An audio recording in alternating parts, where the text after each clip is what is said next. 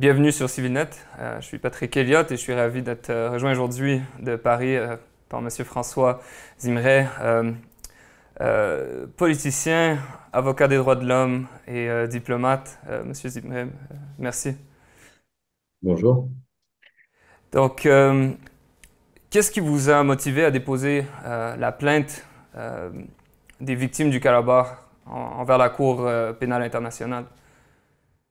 Ce qui m'a motivé, c'est les récits terribles de ce qu'ont subi ceux qui ont dû fuir leur maison, ceux dont la vie a été brisée par cette invasion, ce nettoyage ethnique auquel on a assisté dans un certain silence du monde. La Cour pénale internationale, elle a été faite pour ça. Elle a été faite précisément pour rendre justice, en tout cas pour faire passer le droit après de tels événements, dans l'espoir que cela ne se reproduise pas.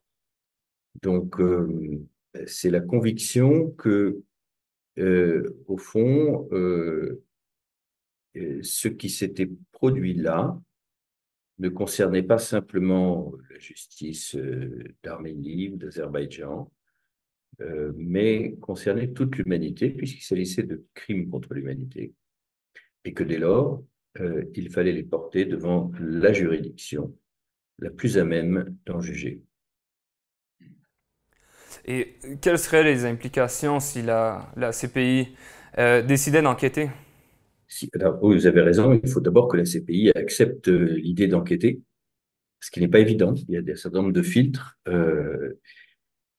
Les applications, c'est, je pense d'abord, il y a plusieurs niveaux d'implication. Il peut y avoir effectivement un effet dissuasif pour les dirigeants d'Azerbaïdjan qui ont participé à la commission de ces crimes. Euh, Ça, c'est la première chose. Et puis, il y a aussi un effet historique, c'est-à-dire l'objectif, c'est quand même que à ces crimes ne s'ajoute pas un autre crime qui est celui du déni historique, c'est-à-dire de l'oubli, la falsification, le mensonge. Euh, ce, il y a des batailles qui se déroulent sur le sol, mais aussi sur les pages des livres d'histoire. Et comme Albert Camus, je pense que mal nommer les choses, c'est ajouter au malheur du monde.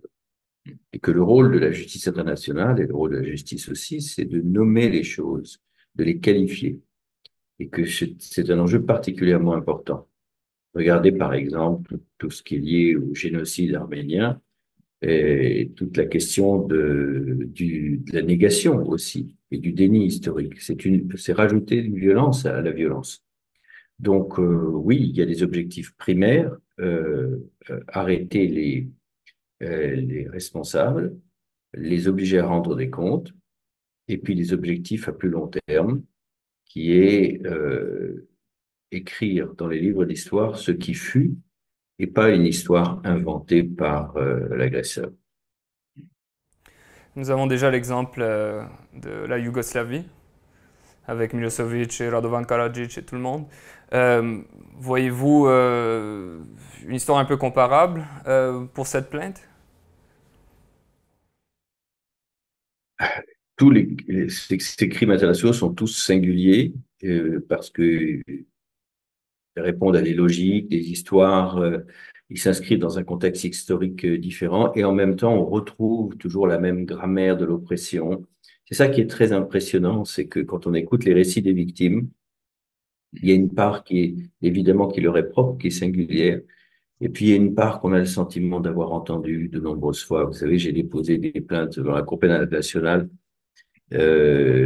sur le Darfour, et pourtant le Darfour, ça n'a rien à voir, on est au cœur de l'Afrique, au Venezuela, sur des tortures, et on retrouve les mêmes récits, on retrouve les mêmes attitudes à la fois de la part des victimes, mais on se dit que finalement, le portrait robot de l'oppresseur dans le monde et du tyran, c'est toujours le même.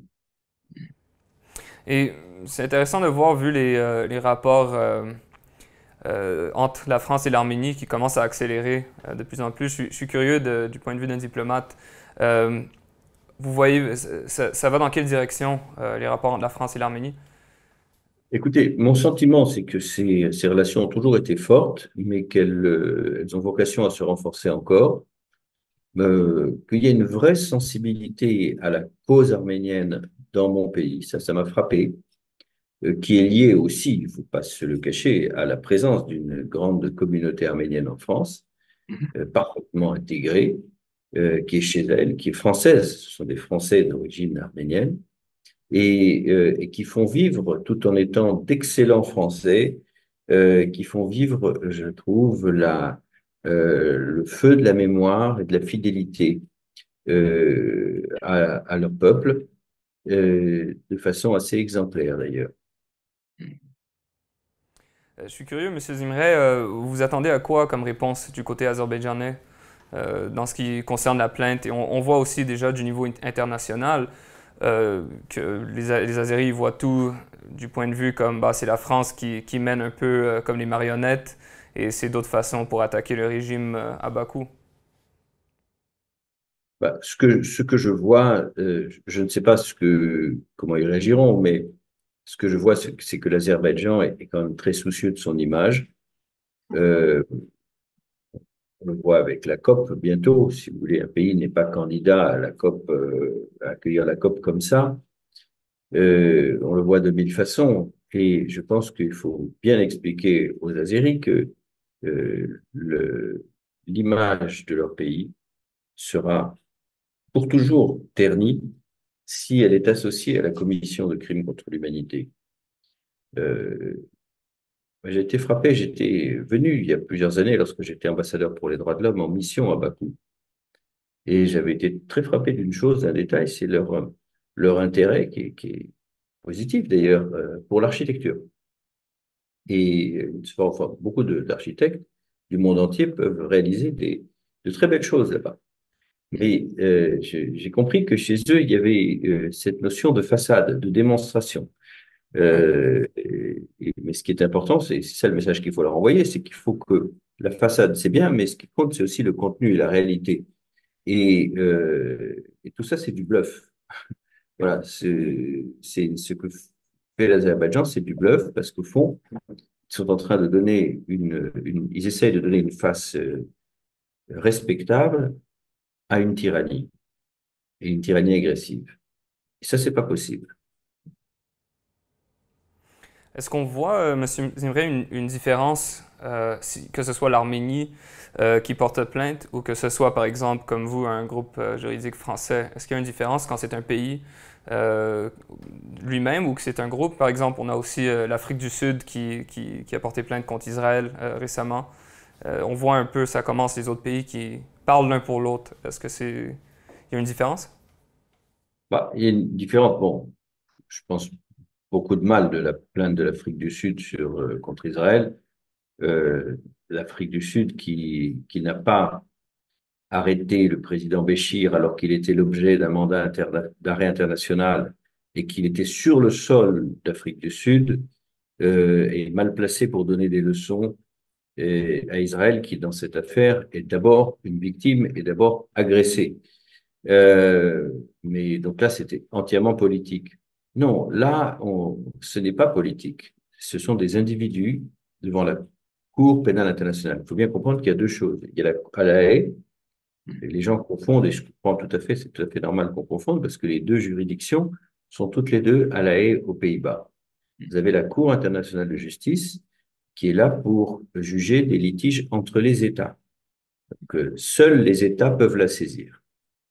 Euh, Et par exemple, on ne peut pas faire condamner le Hamas devant la Cour internationale de justice parce que le Hamas n'est pas un État. C'est vraiment entre États et effectivement, des États peuvent saisir pour le compte d'autres ou au soutien d'autres parties. Et puis, vous avez la Cour pénale internationale. Là, ce n'est pas les États. Ce sont des victimes qui poursuivent des personnes. Donc, c'est exactement comme la justice criminelle chez nous, sauf que c'est international.